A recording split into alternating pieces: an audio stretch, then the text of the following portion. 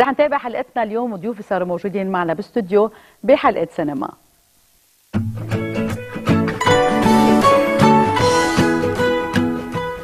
اليوم ضيوفي رح يخبرونا عن اسبوع الافلام واسبوع السينما الالمانيه اليوم اللي رح يصير بسينما متروبوليس. واليوم انا سعيده كثير باستضافه المنسقه البرامج بسينما متروبوليس نسرين وهبي، وايضا ماني برغاني وهو مدير معهد جوتي الالماني ببيروت. نسرين، ماني، اهلا وسهلا فيكم باستوديو عالم الصباح. Guten Morgen, Mani. Guten Morgen. Guten Morgen and welcome to the studio with us. This is the second year you are with me in the studio also. And today also we'll concentrate on all the movies that are going to be released in the German film week. At the beginning I will start with Nesreen. نسرين، خلينا نخبر شوي المشاهدين عن البرامج اللي عم تتشكل يعني من كل خلال السنة. دايما عم بيكون في اسابيع مخصصه لعدد من الدول بكل انحاء العالم، وايضا اكيد مهرجانات لبنانيه عم بتكون ايضا مشاركه بسينما متروبوليس اللي صار عندها هيك هالجانب الخاص فيها.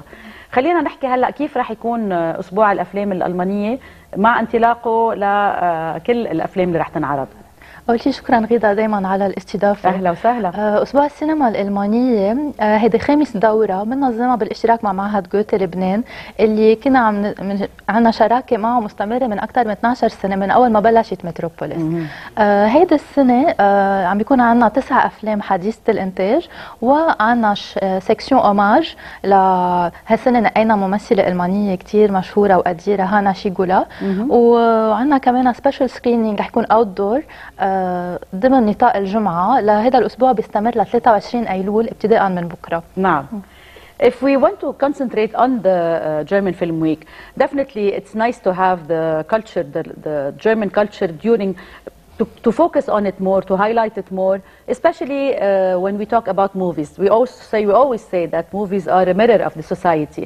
So definitely when we can see the work of German directors who are really genuinely known as very great filmmakers, the actors, the actresses, the German actors or actresses, the whole work of these artists who are working in the cinematic field, they get their movies released in the German Film Week. When you are choosing the movies that are going to collaborate or to be participate in this German festival, how do you choose them? How do you collect these movies so as to include them in the festival?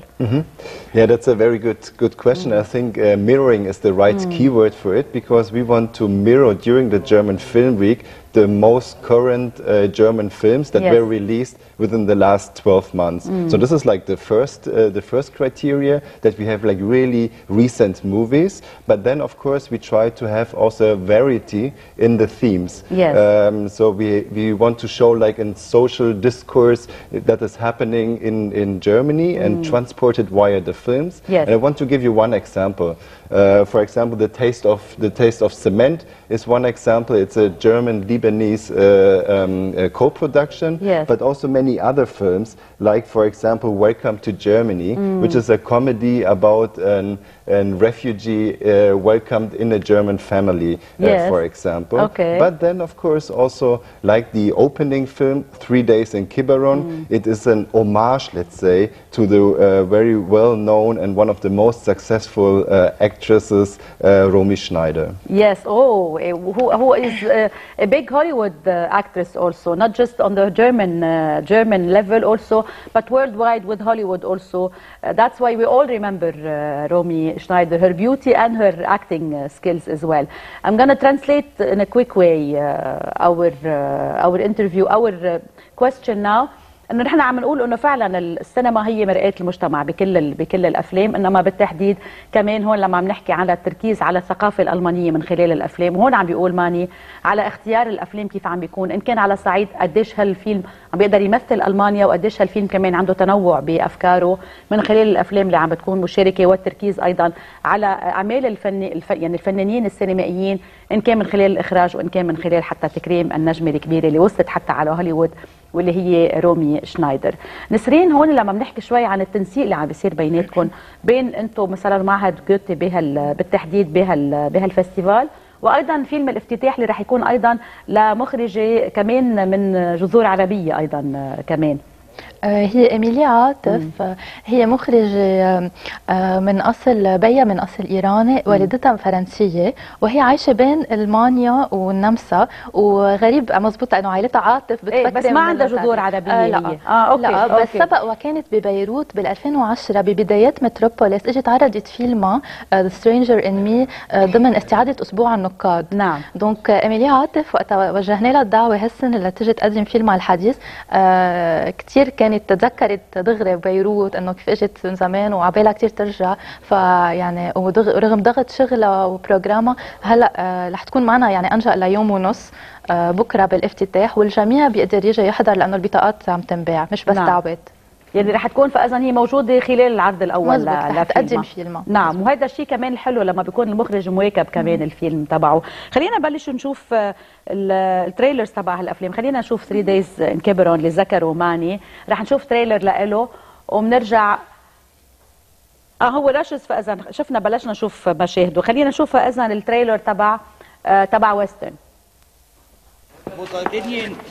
Nach Bulgarien. Und was da? Arbeiten? So um die Rezeption? Arbeiten. Arbeiten kannst du in Deutschland.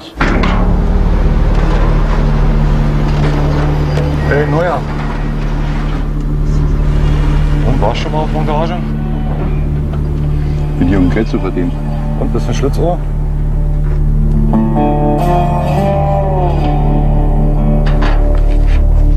Hier ist komplett verrückt geworden, oder was? Hast du schon mal an die Einheimischen gedacht? Ja, nur. Deswegen bauen wir ja ein Wasserkraftwerk. Ja, wie jetzt jemanden ansprechen, Mädel ansprechen. Sagen wir mal. Ja, genau. Hallo.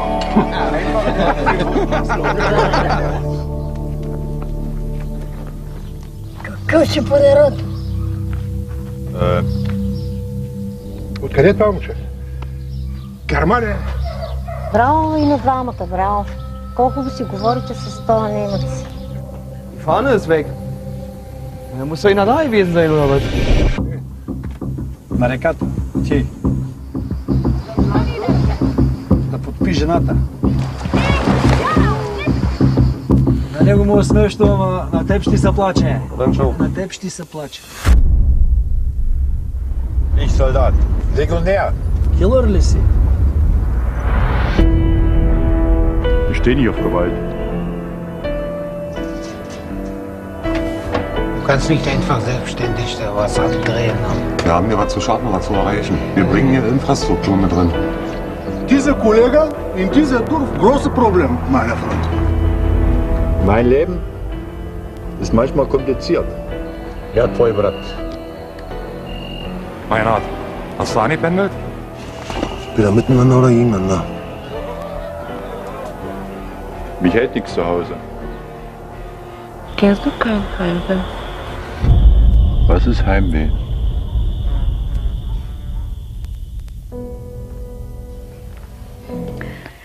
It's always nice to see or to hear also the real language. So to watch a movie in German, to learn more about the language, especially that you're reading the subtitles, it's really amazing because you can go into the real culture of the people, of the actors, of everybody on screen, and especially also the scenery that's included in the movie. How much do you think that these movies are really not just interesting for the German community maybe in Lebanon, but also for the whole Lebanese community also living here, who are lovers, cinema lovers, and who go to attend such a festival, especially that it's been going on for so long, the German Film Week also. Yeah, you're absolutely right. So our main target group, of course, is the Lebanese audience who are passionate about cinema, and in this case about German films. Yes. And of course, as you said, like language is a very important key for cultural understanding, for cultural exchange. So that's why this comes also, of course, if you go to the cinema, you learn more about the German language, maybe also about the beautiful sides of the German language, which might sound from time to time a bit complicated. Yes, it is complicated.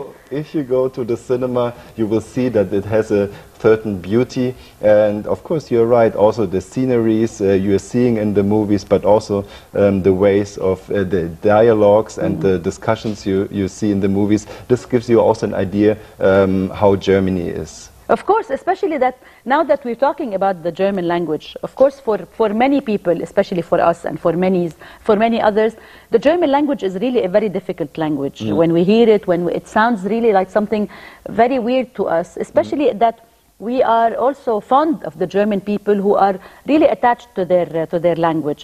It's difficult for us to learn it. It's difficult for us sometimes to be able to communicate with German persons, with German people.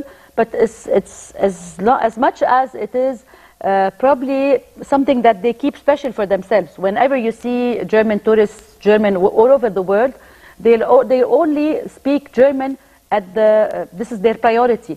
They try to keep their language for themselves. They don't want even probably to communicate with other people, especially except for their native language, which is German. So what do you see? How do you explain this? Interesting observation, but I said like one instrument of communicating with each other is the language, of course. This is key first, but, and this is also something you are mentioning, or what is one of the goals of the Goethe Institute, to create a dialogue, but also via the arts. Not only cinema, we are talking today about cinema, and I think films and movies have a really strong element of creating dialogue exchange. Of course. But of course also when we talk about in the other fields of the arts, let's say dance, for example, or music, then you get also a feeling for the other culture.